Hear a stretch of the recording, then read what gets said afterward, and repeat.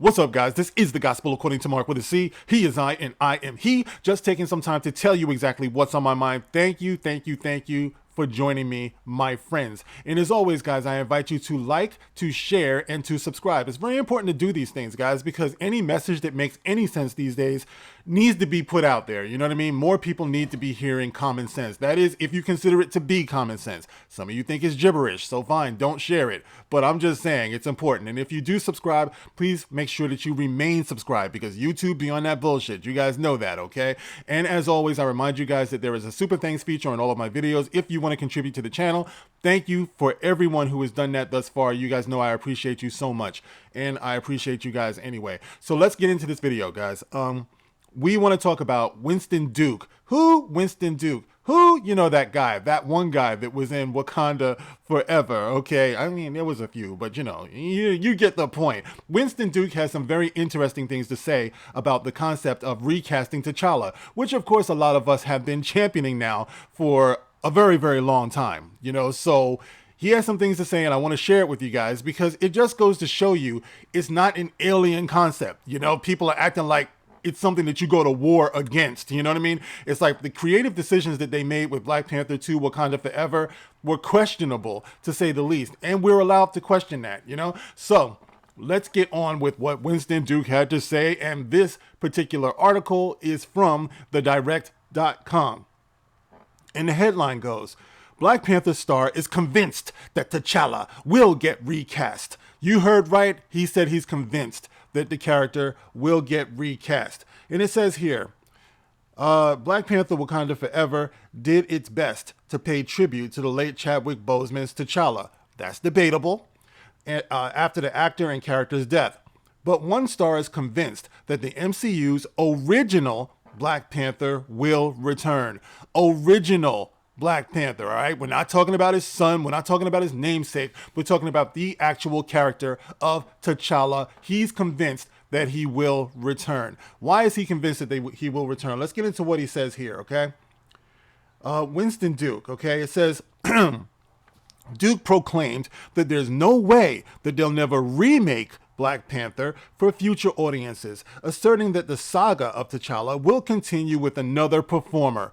Now, of course, I think we all knew that sooner or later it's going to get remade. I mean, I can't wait to get past this particular social climate that we're in so it can get made properly. That's the danger of where we're at now. Like I said before, my fear is that if T'Challa Jr. is allowed to go on in the MCU, they're going to do something questionable with his sexuality. You never know. Dude might come out in drag. He might be the Pink Panther. I think that might have been done before. But anyway, let's get into what Winston Duke had to say. He says, there's no way they'll never remake Black Panther in the future. There's no way that the saga and interpretation of T'Challa, King of Wakanda, will end. He is canon, so trust that it'll come, but allow Black Panther Wakanda Forever to be a human experience. He goes on to say, I think for this iteration of Black Panther, it's very hard for me to really comment on something like that, because I'm of the mind that this is Chadwick's role. Chadwick created this, and Black Panther wouldn't be the same without Chadwick Boseman, who stood for the things that he stood for. Of course, guys, Chadwick Boseman did not create Black Panther. Black Panther was around before most of us were born, back in, like 1966, you know? So he picked up this character. He made something great out of it. But remember, guys, it was Stan Lee and Jack Kirby who created it. So moving on, he says, when you cast a person, you're also casting their experiences, you're casting their politics, you're casting their all of these things. Black Panther was heavily defined by the actor that did it, in my opinion. Now, of course, this is where he becomes short-sighted, because when you cast actors to play a character, you're supposed to lose your politics and lose your experience, because in the immortal words of Eminem, you're supposed to lose yourself in the moment, all right? You're supposed to own it. You're supposed to never let it go. Whoop, there goes Rabbity. No, let me not even get into that. I can flip that though, guys. But anyway, like I said, Black Panther is a character unto itself. It should be a challenge to whatever actor is going to pick it up. Just like every great role that you pick up. That's the way it works.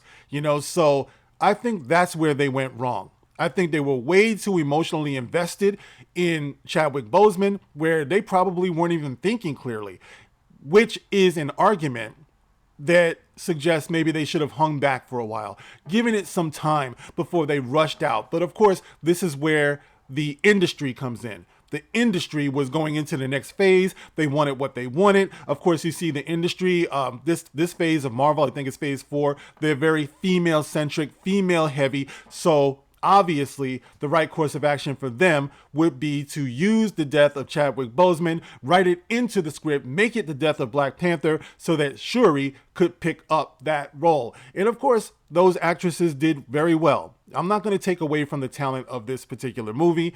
It's just, I really do question their creative decisions. And this is what I've been saying from the very beginning. And I think as long, as time goes on, I think it's going to become more apparent that that was the wrong course of action, that they should have waited and they should have continued this great character's arc. And let me see, he goes on to say something else. He says, so I feel, as is, the decision that's been made to keep Chadwick Boseman's T'Challa is one that has a lot of nobility in it. But you also have to, there's a level of trust I think we should all have for a comic book world.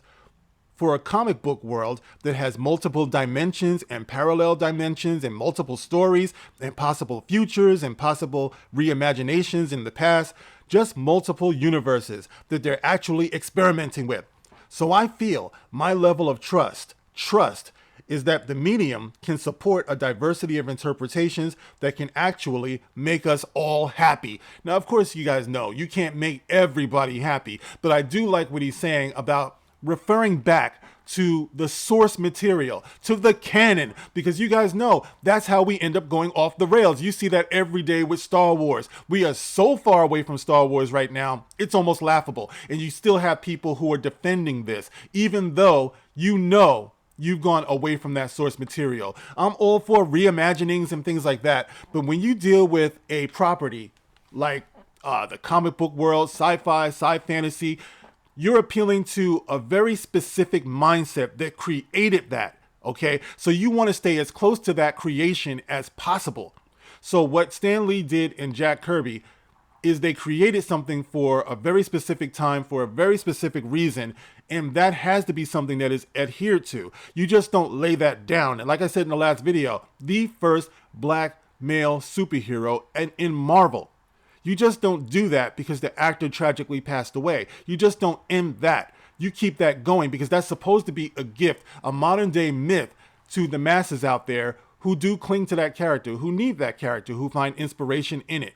When you start fucking around with that, then all types of bad things can happen. But what I like most about this is the fact that people are actually talking about this now. And that's all I wanted. Take the time.